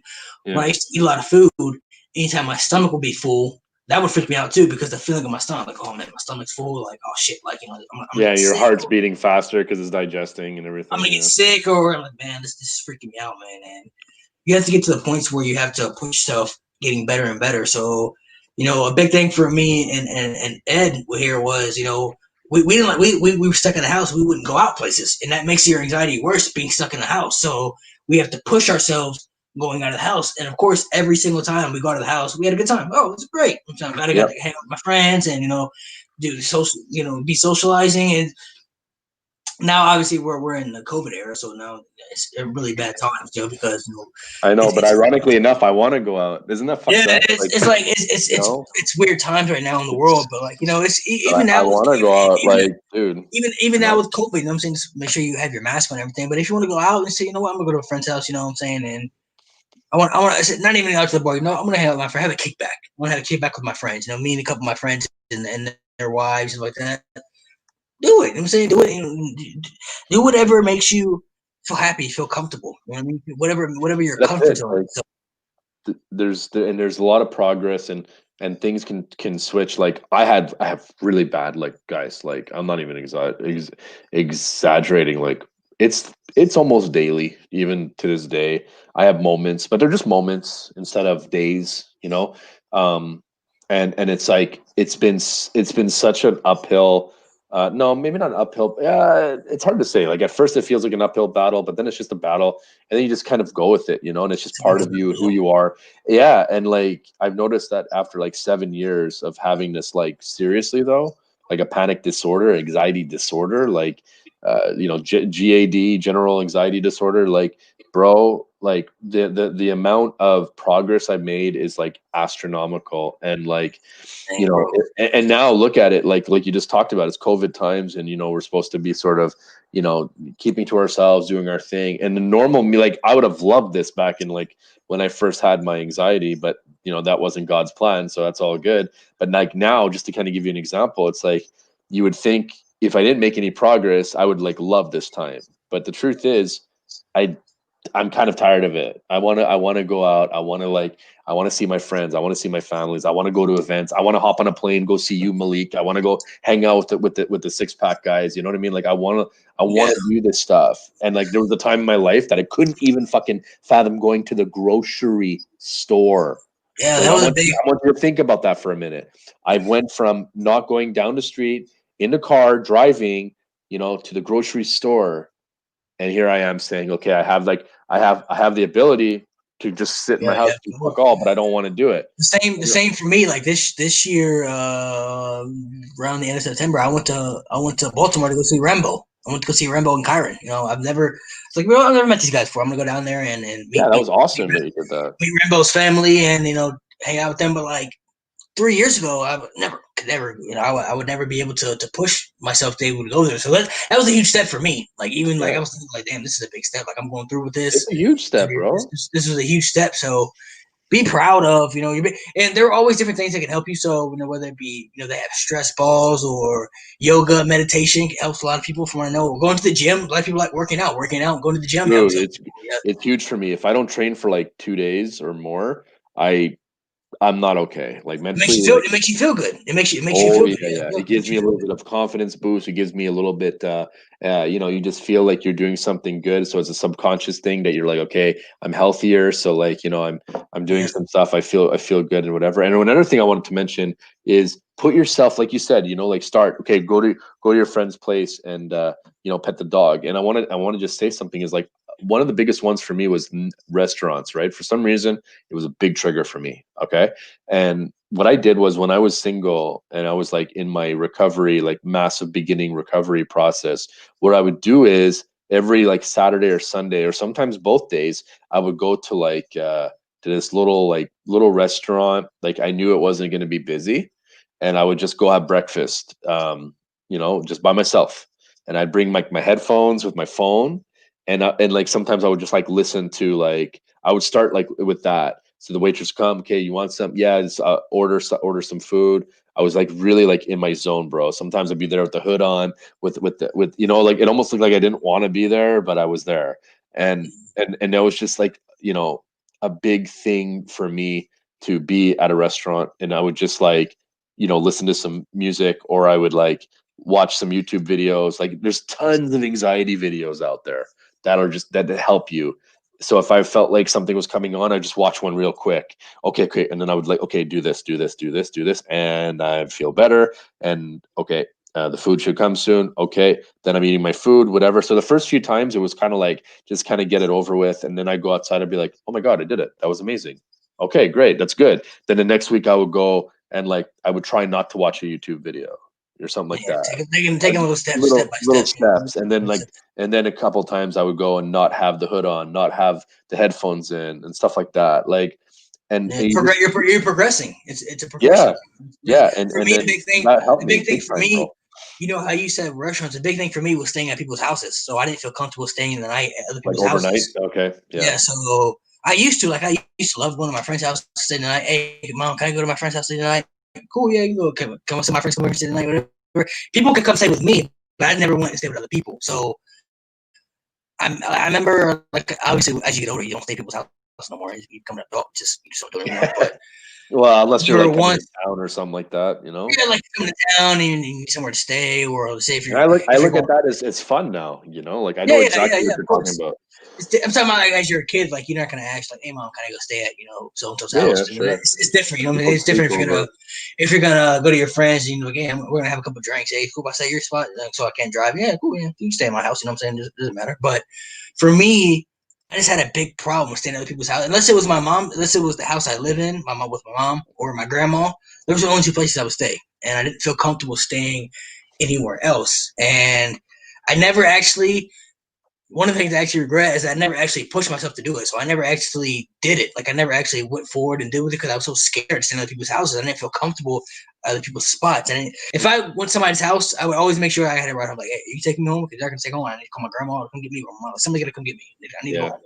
Or if not, I'm walking. One of the two. Like I'm not staying at other people's houses. So a big thing for me was I never pushed for that, and I wish I had. Like with the restaurant thing, like I never pushed for it. I should have pushed for it back then because back then my anxieties used to get the better of me. It used to just get to my head.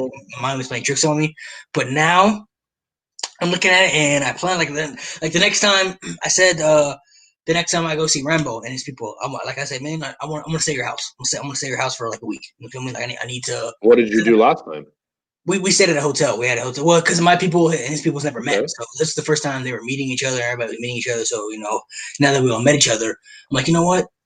Next time I go down there, I'm going to see if I can, because for us, I'm in a different state. So not even the same state as me.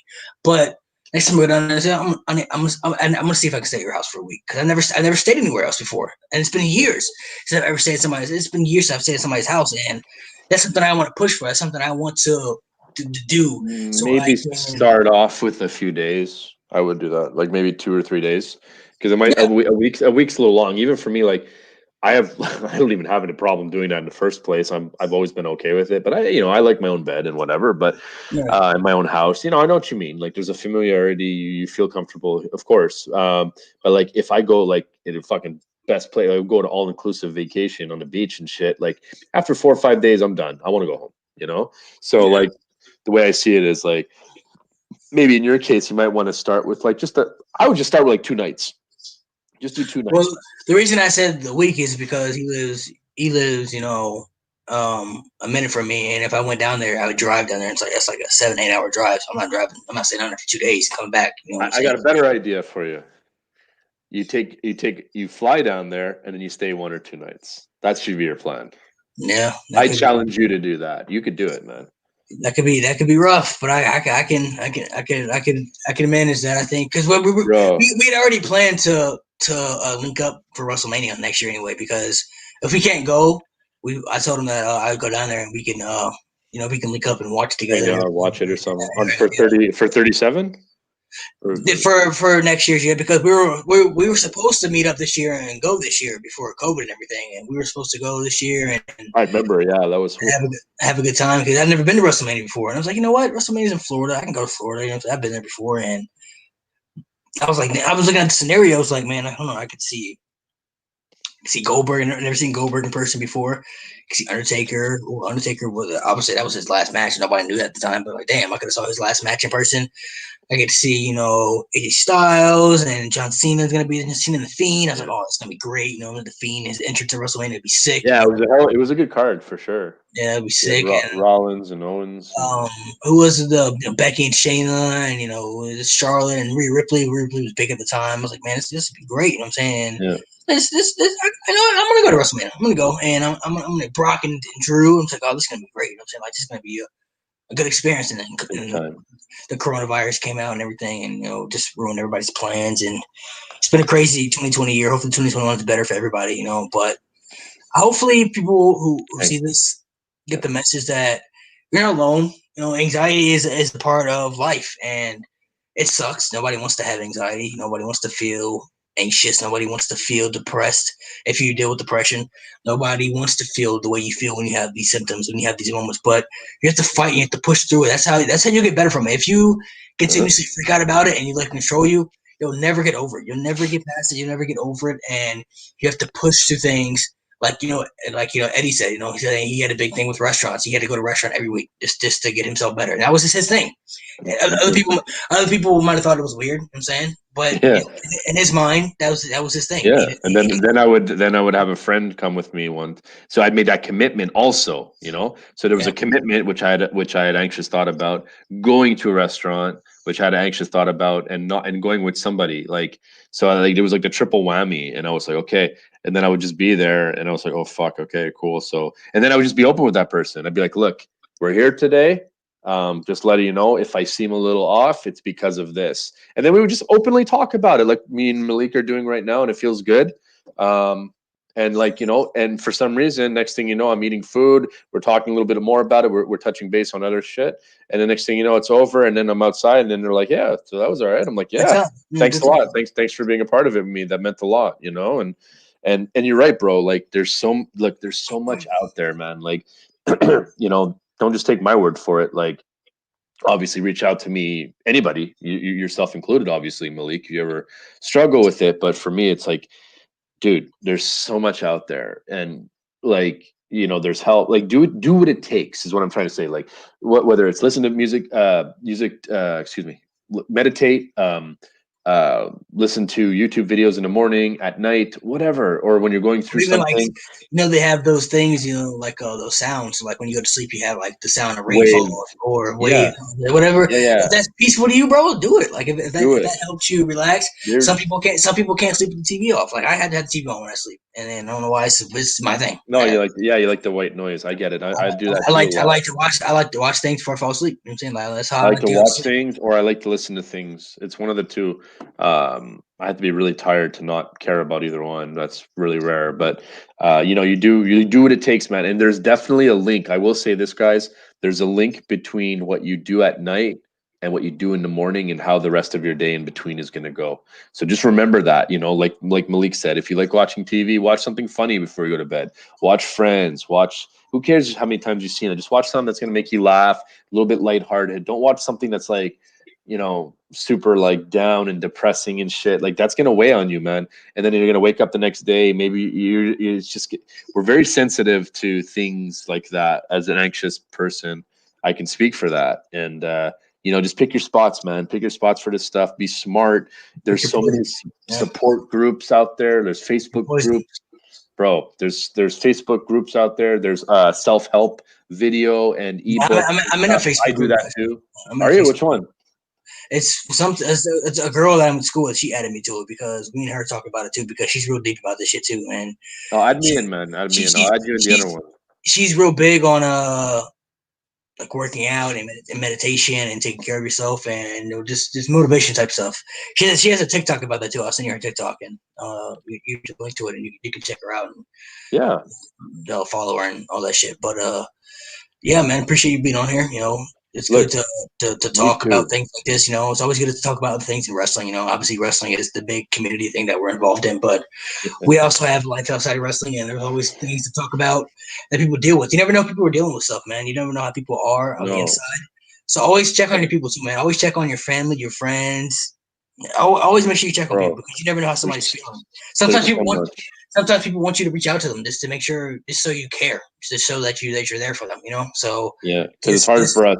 It's hard for us to do that. It's hard for us to voluntarily say today's not a good day. We don't want to admit it. It's half the time we don't. At least that's the way I feel. And and the funny part is bro, we've been talking about this for almost 2 hours. I feel like we haven't even scratched the surface of how things are and things. You know what I'm talking about? I feel like we could do a part 2, 3, 4. We could do as many of these as almost as our fucking drafts we do every week. It's crazy. Yeah. There's so much out there, man. That people who have anxiety and will see this will understand where we're coming from 1,000%. Just because this shit is real, man. This shit is like a real disease, bro. It's like a cancer. It's like a real life cancer, bro. It's engraved in your brain. You can't get it out. You can't get rid of it, and you can't fight it off. You know what I mean? And the best thing the advice that I can give you, like I said, is you have to accept that a part of who you are now. You have to accept that a part of your spirit, accept that a part of your life. The more you can accept it, the better you will see progression come for you. You may never be who you were, 10 years ago. You may not be that person again. You may not be that guy or that girl, but you know what? You're gonna be better than you were 5 years ago. You're gonna be better than you were 3 years ago. You're gonna be a better person than you were a month ago. So keep progressing, keep pushing, never give up, never fight. Never forget to fight about never forget to fight about your demons, man, because you don't want your demons to get the best of you. You had your good days and your bad days, but just know that you always feel better, and you'll never feel like this forever. It's a feeling. That's not going to be there forever. I'm not going to feel like this tomorrow. I'm not going to feel like this a week from now. I'm not going to feel like this 2 weeks from now. So always have progression. You have your good days and your bad days throughout the year. No, there's so many days. There's 12 months in the year, so you're going to feel bad. You're not going to feel great, out of every day out of the year. You know what I mean? You're going to have bad months. You're going to be like, oh, May was a terrible month for me, man. But you know what? July was a great month. July was a better month than May. So Yeah, well always said. have progression, and we can always do a part two. I'm down for part two. There's multiple things that we can get into that haven't been discussed. Just because there's so much in depth when it comes to this anxiety, man. There's so much in depth to this. So yeah, man. Appreciate you for being on here, man. Yeah, no, my pleasure, bro, and thanks for having me. It's anytime to talk about something like this and raise that awareness and let people know that, hey, like, there's so many people out there, and there's probably a lot of people that you maybe even look up to that are kind of going through it and you don't even really know, and they just have different levels of it and whatnot. But remember one thing, it's like symptoms of anxiety are uncomfortable, but they're not dangerous. You tell yourself that next time you feel a little bit overwhelmed. That's a big thing for me. I get very overwhelmed and stuff like that. So, like, guys, another before we get off here, music I think is a big thing for a lot of people. Music can be a huge thing, and for some reason, like I love Nirvana, so I listen to a lot of Nirvana throughout the day. That's like one of the things that helps me with, like, that's my go-to thing. I listen to Nirvana, or I listen to Motley Crue or Linkin Park or Foo Fighters. Anything with rock and roll that really helps. It's the melody of the drums and the guitar and everything. Like it gets me into it. So I'm like, oh yeah, I'm really, really into it. Same with hip hop, rap. You know what I'm saying? Hip hop, rap can be in there. Even a little country, maybe here and there, or maybe even like some Disney music. I'm big into Disney music too. If you're Disney, man. Disney music is big for me. So if it's like Lion King or soundtrack or Aladdin, it is anything that can help you progress. So yeah. Create like a separate. You can create a playlist in your phone. Make a playlist to the anxiety list. You know what I mean? So if you have go-to songs where you can listen to repeat, so everybody has songs that they can listen to repeat. Put on repeat no matter how many times you hear it. Repeat. It just you vibe to it. So make a playlist. Put a playlist down, or a playlist of videos too is a good idea. That's what I have. I have a playlist of all anxiety videos. Like my go-to if I'm really having a bad day, I listen to a couple of those. And then I feel like, okay, I'm back in the zone and we're good, Notes, and even like your notes, like they have a note section in your phone. You can write stuff in your phone, and you get stuff out or whatever helps you. Speak to a professional too. Whatever. We're not doctors, obviously, but therapists. We've gotten a lot of we've gotten some of this advice from professionals, but go yourself, go check it out. Don't be afraid. It's awesome. Like they don't judge you. Find the right one for you. The one I have is fantastic. I see him every like 2 weeks, and I just talk about whatever is on my mind, whatever is causing anxiety. Like we get down to the roots, like, and they'll give you like coping mechanisms, CBT therapy, stuff like that, in order to how to work it when you're going through it. But also like at the end of the day, that they're gonna strip down some layers of you and try to understand why you're feeling the way you are and what you can do to sort of try to prevent it from going forward. But like Malik said, the biggest thing about this whole thing is the biggest word of this whole thing is acceptance. Once you accept that, hey, this is how it is, it's really not as bad as the overwhelming days that you think it is. That's just temporary. It does get so much better, and feel free to reach out to us if you guys need pointed in the right direction. I'm sure we could be happy to do that. It takes little steps, man. Like I said, there was a point where Don't be shy. there's a point where neither of us could even talk about something like this. Couldn't even speak about, anxiety, No. or even open up to it about other people. So don't be afraid to open up. Don't be afraid to open up your chest and let it all out, man. Express your feelings, express how you feel, because it's okay. Because there are a lot of people out there who go through what you go through.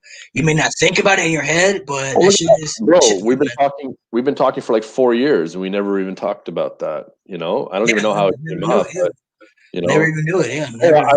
I was the one that brought it up. I was like, I don't know if you guys know about this about me, but I have an anxiety disorder, and Yeah. I forget why it was relevant to what we were talking about. But like, I'm like, and every time you go into that situation, you're like, shit, how are these people going to look at me now, or are they going to judge? And people are gonna I judge got you. to a You're not point gonna be where I judged. said, fuck it, I don't care. You want to judge me? Go ahead. You're the loser, not me. Yeah. So we're gonna sign off. Anyway, Appreciate you sign guys off. for watching. Make sure you guys leave your comments about maybe some of the stuff that you go through too, and reach out. His social media, my social media, and just like I said, just remember, acceptance is the big key, man. So the more you can accept it, the better you'll feel about yourself, man. So just take little steps, progress yourself to get to get to the top of that ladder. Take it easy, guys.